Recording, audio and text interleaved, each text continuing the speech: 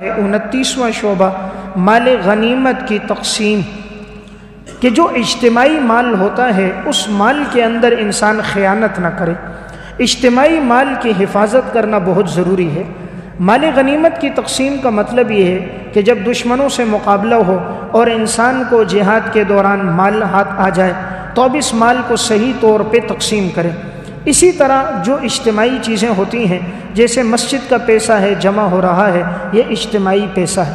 یا انسان کہیں دعوت و تبلیغ میں نکلتا ہے، ساتھی پیسہ جمع کر دیتے ہیں جہاد کے راستے میں، حج کے راستے میں، یا مدرسے کا پیسہ ہے۔ یہ جو اجتماعی مال ہوتے ہیں، ان مال کے اندر بہت خیال رکھنا چاہیے کہ انسان سے ذرا برابر خیانت نہ ہو جائے، کیونکہ وہ ایک آدمی کا مجرم نہیں ہوتا، سب کا مجرم ہوتا ہے۔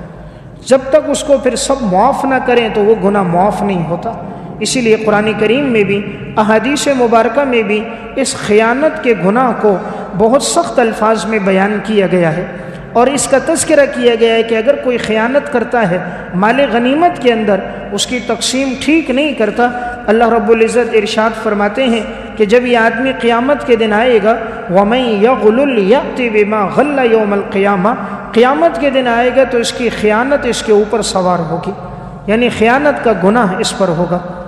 نبی اکرم صلی اللہ علیہ وسلم کے دور میں ایک جنازہ لایا گیا، حضور سے فرمایا گیا اس کا جنازہ پڑھ لیجئے۔ آپ کو وحی سے پتہ چلا تھا کہ اس نے غنیمت میں خیانت کی ہے۔ آپ نے فرمایا صلو علی صاحبکم، تم اپنے ساتھی کی نماز جنازہ پڑھا لو۔ آپ نے نماز جنازہ پڑھانے سے انکار کر دیا۔ صحابہ کرام میں سے بعض کو ناگواری ہوئی کہ مسلمان تھا، مجاہد تھا، پھر بھی آپ نے اس کی نماز جنازہ نہیں پڑھائی۔ تو آپ صلی اللہ علیہ وسلم نے وجہ بیان فرمائی، فرمایا ان صاحبکم غل فی سبیل اللہ، تمہارے ساتھی نے اللہ کے راستے میں مال غنیمت میں خیانت کی ہے۔ ففتشنا متاعہ، راوی کہتا ہے ہم نے اس کے سامان کو کھولا، فوجدنا خرزا من خرز الیہود، تو ہم نے دیکھا اس نے یہود کے ہار میں سے ایک ہار چوری کیا تھا، یعنی مال غنیمت میں ایک ہار تھا، اس ہار کو اس نے چوری کر کے اپنے سامان میں رکھا تھا، حالانکہ اس کی قیمت کتنی تھی؟ واللہ ان یصاوی درہمین، اللہ کی قسم اس کی قیمت 2 درہم تھی، یعنی 2 درہم تھی، لیکن اس گناہ کی وجہ سے حضور نے ان کی نماز جنازہ نہیں پڑھائی۔ اس سے اندازہ کیا جا سکتا ہے خیانت کتنا بڑا گناہ ہے، اسے انسان معمولی نہ سمجھے۔ اجتماعی امور جتنے بھی ہوتے ہیں وہاں بہت لحاظ رکھنا چاہیے، ورنہ انسان کی پکڑ بڑی سخت ہوتی ہے۔ نبی اکرم صلی اللہ علیہ وسلم ایک غزوے میں تھے، اس غزوے میں بہت سارے لوگ شہید ہوئے۔ آپ صلی اللہ علیہ وسلم کو پتہ چلا، صحابہ نے کہا فلاں شہید ہو گیا، فلاں شہید ہو گیا۔ اسی طرح ایک آدمی کا ذکر کیا کہ وہ بھی شہید ہوا۔ آپ صلی اللہ علیہ وسلم کو وحی سے بات معلوم ہوئی تھی۔ جب اس کا تذکرہ کیا گیا کہ وہ شہید ہے تو آپ نے فرمایا کلا انی رأیتہ فی النار، وہ شہید نہیں ہے، میں نے تو اس کو جہنم میں جلتے ہوئے دیکھا۔ صحابہ کرام نے پوچھا کیوں یا رسول اللہ؟ آپ نے فرمایا انی رأیتہ فی النار فی عباءۃ غلھا، میں نے دیکھا وہ جہنم میں جل رہا ہے، اس نے وہ قبا چوری کی تھی، او بردۃ غلھا، یا وہ چادر اس نے چوری کی تھی، اس وجہ سے وہ جہنم میں جل رہا ہے۔ تو دیکھیں مجاہد آدمی تھا، جہاد کرنے والا تھا، لیکن ایک چادر چوری کر دی۔ آپ نے فرمایا اس چادر کے اندر میں اس کو جلتا ہوا دیکھ رہا ہوں۔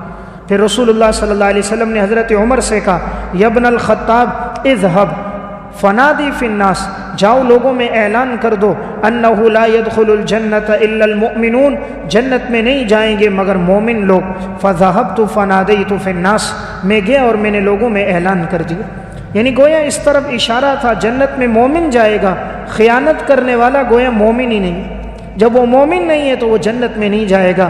تو آپ نے ایک لطیف اشارہ کر کے ہمیں بتا دیا کہ یہ خیانت بڑا گناہ ہے۔ اس لیے میں نے عرض کر دی بات، خیانت کے گناہ سے انسان بچے، اجتماعی امور کا جو معاملہ ہو اس میں بڑی رعایت رکھے۔ ایک ایک پائی کا انسان نے آگے حساب دینا ہوتا ہے، خاص طور پہ مسجد کا معاملہ، مدرسے کا معاملہ ہو، اس میں ہر وہ آدمی بھی اپنا حصہ ڈال رہا ہوتا ہے جو مزدور بھی ہو۔ ایک آدمی دن بھر کھیتی باڑی کرتا ہے، دن بھر مزدوری کرتا ہے، وہ بھی 10 روپے کا چندہ مسجد میں ڈال رہا ہوتا ہے۔ ایک آدمی تندور کے کنارے روٹیاں بناتا ہے، وہ بھی اگر جھولی گھومتی ہے اللہ کے نام پہ وہ بھی دے رہا ہوتا ہے۔ میرا ایک چھوٹا بھانجا ہے، جمعے کے دن میں نے اسے دیکھا، اس کے بعد 10-10 روپے کے 2 نوٹ تھے، 20 روپے۔ تو میں نے کہا یہ کیوں لے کر آیا؟ کہا مجھے خرچہ ملتا ہے، میں رکھتا ہوں تو یہ 20 روپے اس لیے کہ میں چندے میں ڈالتا ہوں۔ یہ 20 روپے یہ بچہ اپنے خرچے میں سے ڈال رہا ہے۔ اب اگر اس اجتماعی مال میں ہم خیانت کریں، اللہ نہیں پوچھے گا کہ جہاں بچہ اپنے مال کو غلط استعمال نہیں کر رہا، وہ کہہ رہا میرا بھی اللہ کے نام پر کوئی حصہ ڈل جائے۔ ہر آدمی اپنا حصہ ڈال رہا ہوتا ہے، اگر ان میں کوئی خیانت کرے گا ان سب کا ہاتھ ہوگا، ہمارا گریبان ہوگا۔ اس لیے اجتماعی معاملات میں انسان بڑی دیکھ بھال کے ساتھ ایک ایک پیسے کا خوب حساب رکھے۔ آخری حدیث سنا کے بعد ختم کرتا ہوں۔ رسول اللہ صلی اللہ علیہ وسلم نے ارشاد فرمایا، ایھا الناس لا الفین احدکم یجیء یوم القیامہ، میں تم میں سے کسی ایک کو نہ پاؤں کہ وہ قیامت کے دن آئے، علی رقبتہ بعیر لہ رعاء، اور اس کی گردن پہ اونٹ ہو اور وہ اونٹ آواز دے رہا ہو۔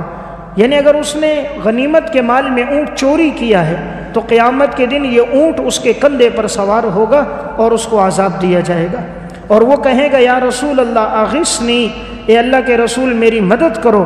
آپ نے فرمایا لا املک لک شیئا قد بلغتک، میں تمہاری ذرہ برابر مدد نہیں کروں گا، میں نے تمہیں پیغام پہنچا دیا تھا۔ پھر آپ نے فرمایا لا الفین احدکم یجیء یوم القیامہ علی رقبتی شاۃ، میں تم میں سے کسی کو نہ پاؤں قیامت کے دن وہ آئے اور اس کے کندھے پر بکری ہو، لہا طغاء، اور وہ بکری آواز نکالے، یعنی اس نے بکری کو اگر چوری کیا ہوگا وہ اس کے کندھوں پر ہوگی۔ یہ کہے گا یا رسول اللہ اغثنی، اے اللہ کے رسول میری مدد کرو۔ آپ نے فرمایا لا املک لک شیئا قد بلغت، میں تمہاری کوئی مدد نہیں کروں گا، میں نے تمہیں دین پہنچا دیا تھا۔ پھر آپ صلی اللہ علیہ وسلم نے ارشاد فرمایا لا الفین احدکم یجیء یوم القیامہ علی رقبتہ رقاع، میں تم میں سے کسی کو نہ پاؤں کہ وہ قیامت کے دن آئے اور اس کی گردن پہ کپڑے ہوں، یعنی اس نے کپڑوں میں خیانت کی ہے اور وہ کپڑوں کے تھان اس کی گردن پہ رکھے ہوں گے۔ وہ کہے گا یا رسول اللہ اغثنی، میری مدد کرو، تو میں فرماؤں گا لا املک من اللہ شیئا، اللہ کے مقابلے میں تمہاری کوئی مدد نہیں کر سکتا۔ آپ نے فرمایا لا الفین احدکم یجیء یوم القیامہ، میں تم میں سے کسی کو نہ پاؤں وہ قیامت کے دن آئے علی رقبتہ صامت، اور اس کی گردن پر خاموش ہو۔ خاموش سونا چاندی پیسہ، سونا چاندی چونکہ بول نہیں سکتا کہ اس کے کندھے پر سونا اور چاندی ہوگا، جو اس نے خیانت کی ہوگی وہ کو کہے گا یا رسول اللہ اغثنی، میری مدد کرو۔ آپ نے فرمایا لا املک من اللہ شیئا، میں اللہ کے مقابلے میں تمہاری کوئی مدد نہیں کر سکوں گا۔ وہ اس حدیث میں آپ صلی اللہ علیہ وسلم نے ہمیں بتا دیا کہ خیانت چاہے وہ جانوروں میں کرے، چاہے وہ مال میں کرے، چاہے وہ کپڑوں میں کرے، اللہ علیم بذات الصدور ہے، ہر چیز کا علم رب العالمین کے پاس موجود ہے، اس لیے اگر اس نے خیانت کی ہوگی تو اسے سزا دی جائے گی۔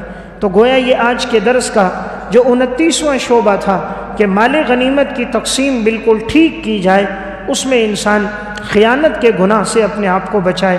بسا اوقات خیانت کے گناہ کی وجہ سے انسان عذاب قبر میں مبتلا ہو جاتا ہے۔ امام بیہقی رحمۃ اللہ علیہ نے شعب الایمان ہی میں ایک واقعہ لکھا، ایک تاجروں کا قافلہ روانہ ہوا، سارے تاجر تھے، تو یہ لوگ ایک جگہ تجارت کے لیے چلے گئے، اتفاق سے ایک تاجر کا راستے میں انتقال ہو گیا۔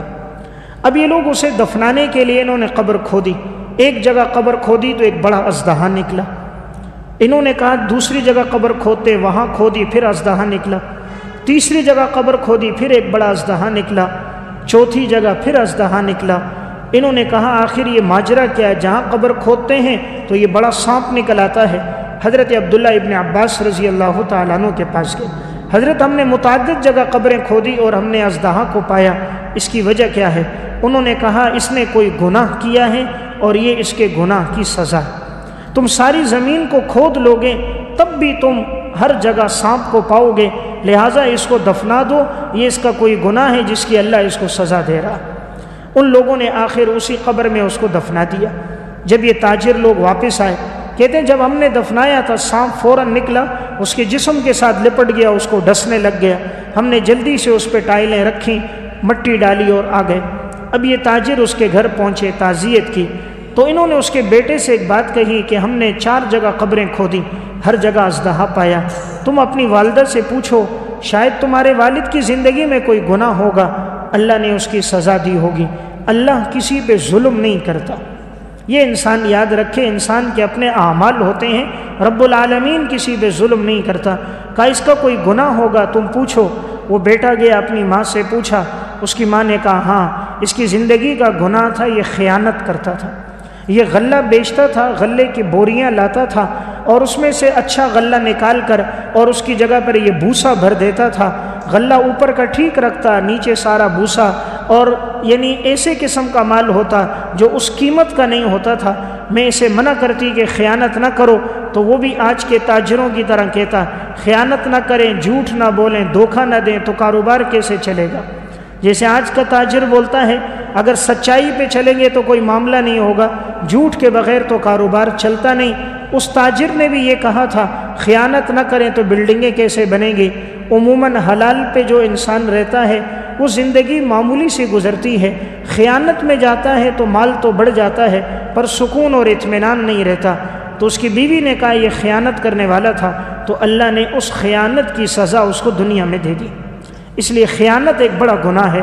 تو آج کا یہ شعبہ ہمیں یہ بتا رہا ہے انسان اجتماعی معاملات میں خاص طور پہ، دیگر معاملات میں عام طور پہ امانت اور دیانت پہ چلے، خیانت سے اپنے آپ کو بچائے۔ بقیہ شعبے کون سے ہیں انشاءاللہ آئندہ درس میں تذکرہ ہوگا۔ اللہ ہم سب کو عمل کی توفیق عطا فرمائے۔ ربنا آتنا فی الدنیا حسنہ وفی الآخرۃ حسنہ وقنا عذاب النار۔ اللہم انک عفو کریم تحب العفو فاعف عنا یا غفور یا غفور۔ یا اللہ ہم سب کے چھوٹے بڑے، صغیرہ کبیرہ، خفیہ اعلانیہ تمام گناہوں کو معاف فرما۔ یا اللہ ہم سب کے چھوٹے بڑے سب گناہ معاف فرما۔ ہم سب کا بیٹھنا اپنے دربار میں قبول فرما، اسے ہمارے لیے نجات کا ذریعہ بنا۔